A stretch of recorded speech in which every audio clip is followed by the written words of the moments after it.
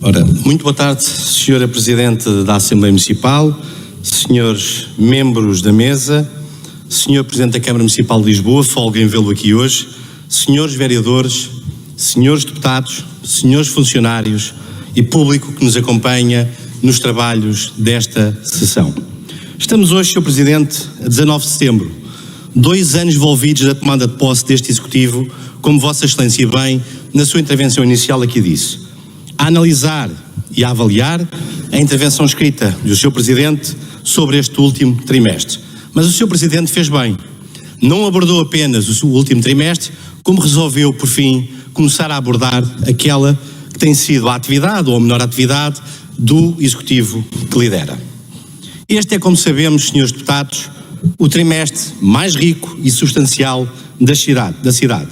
O das festas e dos santos populares, da Feira do Livro, dos festivais e do zénite do fluxo turístico que numa vaga gigantesca se espraia por toda a Baixa e Zona Ribeirinha, num centro histórico que, cada vez mais, como sabemos, se afirma, infelizmente, como um território despojado de lisboetas. Que o digam os milhares de lisboetas, Sr. Presidente, que abandonaram a capital. Creio que o Sr. Presidente concordará com a bancada do Partido Socialista quanto ao que de muito negativo este facto representa. E relativamente a esta matéria, o Sr. Presidente nada disse. Mas sejamos francos, diretos e conclusivos. Neste, como em muitos outros casos, não estamos apenas a falar em números e taxas como o Sr. Presidente gosta de fazer. Antes fosse engenheiro Carlos Moedas. Neste caso em particular, Sr. Presidente, estamos a falar de pessoas. Estamos a falar de famílias inteiras que se viram na iminente necessidade de abandonar as suas origens, as suas referências e o seu território de memórias, com claro prejuízo para a cidade, que fica mais despejada dos seus, daqueles que a sentem e daqueles que a defendem. Por ocasião desta intervenção, Sr. Presidente, permita-me apresentar à Assembleia que, em nome do Grupo Municipal do Partido Socialista, saúde ainda os serviços do município pela organização e clareza da documentação presente. A todos o nosso bem-aja e o nosso agradecimento. O Sr. Presidente da Câmara Municipal de Lisboa deu a sua palavra, como todos nos recordamos no início do mandato, de que nas suas prioridades para a cidade de Lisboa se encontravam temas como a recuperação económica, a habitação, a mobilidade, a transição energética e a inclusão social. Defendeu ainda, Sr. Presidente, a redução de impostos municipais, a reconversão do património devoluto, a melhoria dos transportes públicos, o apoio aos sem-abrigos, aos cuidadores informais e aos idosos. Mas também se mostrou sensível aos desafios ambientais e disse querer uma cidade verde e sustentável. Recorda, Sr. Presidente. Mais longe, como se verifica, vão esses tempos dos anúncios. Disse Carlos Moedas, e o povo já não se lembra, e como diz o provérbio popular, palavras leva-as o vento. O Sr. Presidente da Câmara Municipal de Lisboa iniciou essa intervenção de hoje e tivemos atentos pelo acontecimento certamente mais marcante da história de Lisboa neste século, a Jornada Mundial da Juventude. Um enorme acontecimento que contou com a nossa colaboração empenhada e dedicada, bem como a do Governo, mas também, deixe-me que lhe acrescente, Sr. Presidente, de todos os portugueses, porque este foi um evento de todo o país e foi um evento que assentou precisamente num trabalho articulado de equipa, como aliás se impunha. Porém, Sr. Presidente, o Partido Socialista não deixou de registar em delicadeza quanto ao seu súbito esquecimento relativamente a José Sá Fernandes, à sua equipa de missão que este liderou. Sr. Presidente, deixe-me que lhe diga que este ato não lhe fica bem. Vamos ouvir o deputado Miguel Teixeira. Eu espero que o tempo... Agradecia silêncio na sala. Agradecia silêncio na sala para ouvirmos o deputado Miguel Teixeira. Bom, muito obrigado. Obrigada. Deixe-me dizer, Sr. Presidente, e digo-lhe com amizade, que não havia mesmo necessidade absolutamente alguma disto. E pior, Sr. Presidente, a forma como Vossa Excelência tentou capitalizar para si todas as valias desta grande organização revela a insensibilidade de admitir que se tratou, porém, e também, de um projeto cuja raiz se iniciou com o mandato socialista, por muito que isto lhe custe, mas que é, acima de tudo, um projeto nacional e que nos uniu a todos num grande compromisso. Por isso, cabe-nos repor não só apenas a verdade, mas mais uma vez lembrar-lhe que as palavras levam-as o vento.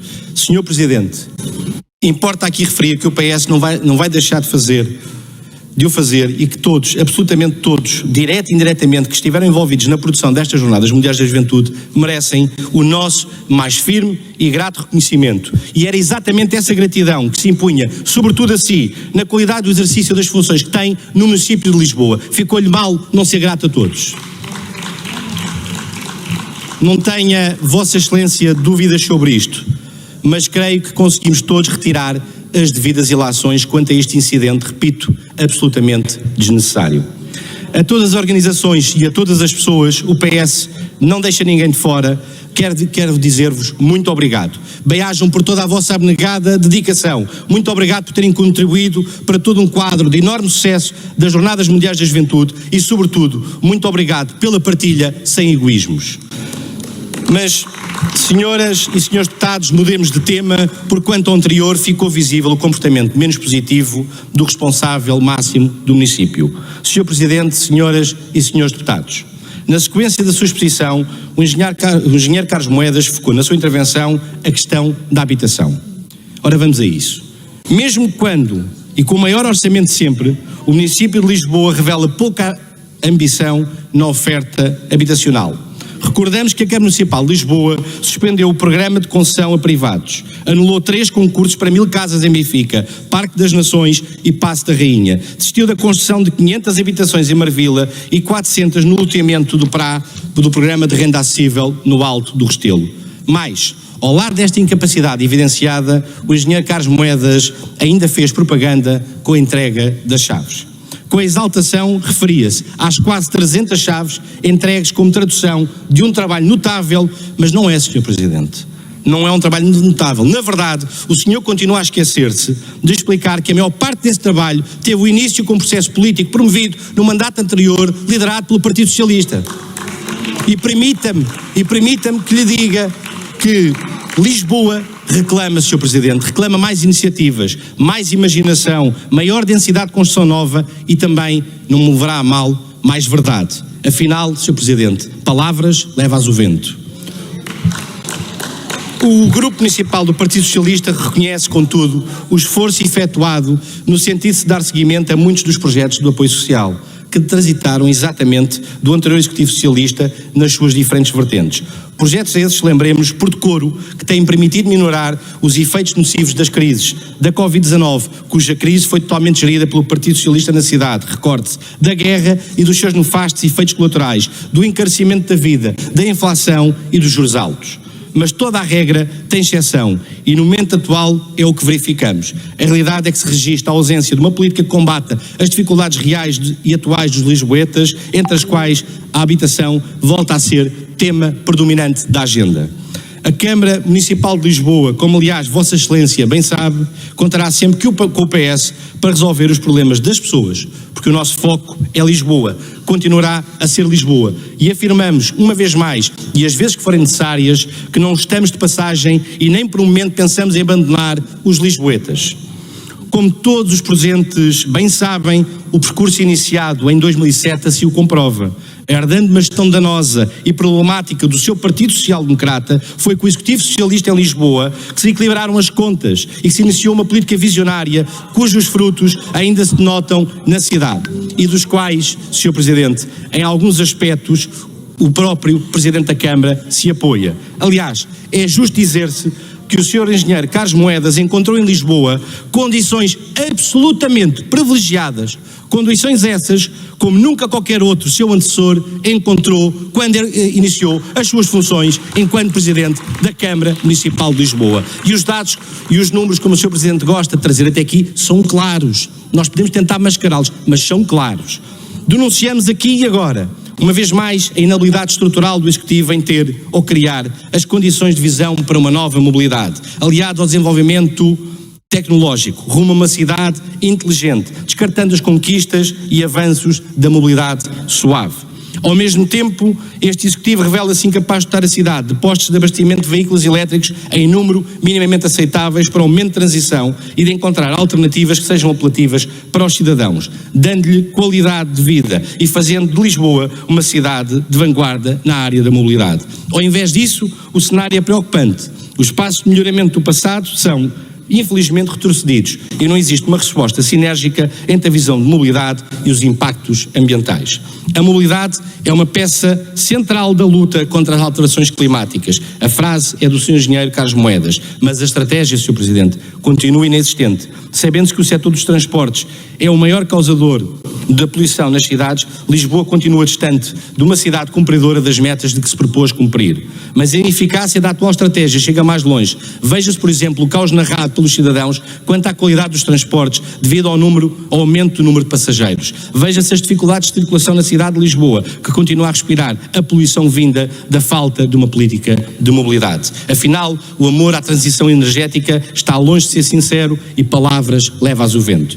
É que sabe, Sr. Presidente, ao invés disso, o cenário que se nos coloca na atualidade é preocupante. Circular na cidade é uma tarefa difícil e os passos de melhoramento realizados no passado são, infelizmente, retrocedidos, como se pode ver a título de exemplo na nova estratégia política para o eixo da Avenida da Liberdade. Sr. Presidente, senhoras e senhores deputados, sobre alojamento para jovens e jovens estudantes, pouco, muito pouco ou nada. Ficou célebre o apoio do Sr. Presidente do município, como nos lembramos, à iniciativa privada, para mais verificantes, como verificamos, os preços proibitivos do arrendamento para os jovens.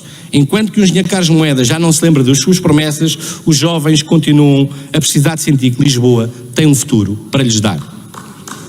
Permita que lhe diga, Sr. Presidente, que a imagem que Vossa Excelência projeta relativamente a este tema é que parece estar mais preocupado em inaugurar residências privadas a valores de mercado do que a lançar concursos para a construção de residências públicas ou em alternativas, Sr. Presidente, a entregar edifícios a quem os sabe gerir, como é o caso das universidades e politécnicos. E custa-me, em nome desta bancada, lembrar as palavras do Sr. Deputado Pedro Roque Domingos, que cumprimento nesta mesma Assembleia. Enquanto um reitor tiver que implorar pela atenção do Presidente da Câmara Municipal de Lisboa, isto não vai a lado nenhum. São duras as palavras, Sr. Presidente, mas é, convenhamos, bastante mais dura a realidade. Não pense o Sr. Presidente que o Partido Socialista não tem obra para apresentar nesta matéria. Veja, por favor, o que o Sr. Presidente da Junta de Freguesia de Benfica tem vindo a concretizar neste domínio, no território da freguesia que lidera, e compare com aquilo que Lisboa mantém e continua por fazer. Como é que se explica, Sr. Presidente, como é que se explica que face a ausência de alojamento estudantil permaneça por concretizar a residência da Avenida Manuel da Maia? Como pode o Sr. Presidente justificar que a assinatura do contrato de cedência continua por se concretizar? Recorde-lhe que seria agora, precisamente neste mês, que esta residência deveria abrir portas e garantir mais 325 camas à rede de alojamento estudantil da cidade de Lisboa, Sr. Presidente. Eu não ficaria descansado, Sr. Presidente, sabe que em função da inexplicável ausência da contratualização desta residência, esta não só não abre agora, como certamente não abrirá em fevereiro, porque só após a assinatura é que poderão ser acionados os respectivos concursos públicos para a aquisição dos serviços de segurança, limpeza, pessoal administrativo, bem como da aquisição de mobiliário. E que palavras tem o município, que palavras tem o Sr. Presidente da Câmara, que palavras tem a Sra. Vereadora Filipa Roseta para os estudantes que não conseguem encontrar nesta cidade um teto para poderem prosseguir os seus sonhos e as suas ambições. São sobre estas questões, Sr. Presidente, que dependem a vida e o futuro de muitos. Consegue o Sr. Presidente aqui hoje indicar-nos uma data para a transferência deste equipamento? É que seria importante, pelo menos hoje que aqui está, que fosse indicada uma data, porque no passado, sobre este mesmo pedido, a resposta foi 0. Afinal, Sr. Presidente, também aqui caso para lhe dizer que palavras leva-as o vento. Em síntese, senhoras e senhores deputados, neste trimestre tivemos a oportunidade de ver o milagre da conversão do Presidente da Câmara Municipal de Lisboa à personalidade de Sua Eminência, o Papa Francisco, de avaliar a sua omnipresença nos órgãos de comunicação social por Lisboa, para o país, marcando mais pontos na luta interna pela liderança do seu partido PSD. Reconhecemos eficácia e brilhantismo nas manobras internas do PSD, mas isso, Sr. Presidente, nada traz a Lisboa e aos lisboetas. Lisboa fica adiada e hoje já todos percebemos que Lisboa não é de todo a sua prioridade. 2 anos após a sua tomada de posse, é tempo de apresentar obra própria na cidade de Lisboa. Esta devia, Sr. Presidente, na nossa opinião, ser sempre a sua prioridade. Mas afinal, e uma vez mais, palavras levas o vento. Lisboa é uma cidade em mutação com aprofundada descaracterização e envelhecimento e continua esquecida pelo Executivo Municipal. É que os factos estão à vista e por mais manobras e por mais campanhas promovidas por agências, a realidade não confere com os anúncios de oportunidade. Apesar dos esforços de Vossa Excelência, não tem sido capaz de preparar a cidade para o rápido impacto que o envelhecimento terá na urbe e na necessidade de ajustar a cidade e os seus utilizadores. Lisboa, estimado Presidente, precisa de muito mais. Anunciou novos tempos e afinal aquilo que evidencia são tempos de passividade, de paragem em matérias fundamentais para a afirmação de uma cidade inclusiva, de uma cidade amiga do ambiente, sustentável e vivida pelos seus e competitiva. O PS continuará em Lisboa o seu caminho, não tenham sobre isso qualquer dúvida. Mas, estimado Sr. Presidente, gostaria de terminar, e vou terminar já, mas não sei antes de lhe dizer aquilo que creio saber. Tenho por si, Sr. Presidente, consideração. Reconheço que a sua pessoa é sempre, quando se desloca a esta Assembleia, afável, educada e muito simpática. Reconheço esse seu lado e até o saúde, porque podemos divergir, e neste caso divergimos mesmo, mas não somos inimigos. Mas concordará comigo, e termino em 20 segundos, que há política o que é da política, e nesse capítulo não posso, confesso, deixar de lhe pedir que encare a realidade. O Sr. Presidente desfaz em simpáticos anúncios que não têm, infelizmente, correspondência com a realidade, e que quer queira Vossa Excelência, quer não queira, já não é candidato. Este já não é o tempo das promessas, Sr. Presidente. Este é o tempo em que se exige por Lisboa e pelos lisboetas que concretize a sua obra. Muito obrigado, Sr. Presidente. Muito obrigado, Sr. Presidente. Muito obrigado, senhoras e senhores deputados, por terem a paciência de me ouvir. Vamos a isto, Sr. Presidente. Ainda tem 2 anos. Obrigada, Sr. Deputado. Muito obrigada.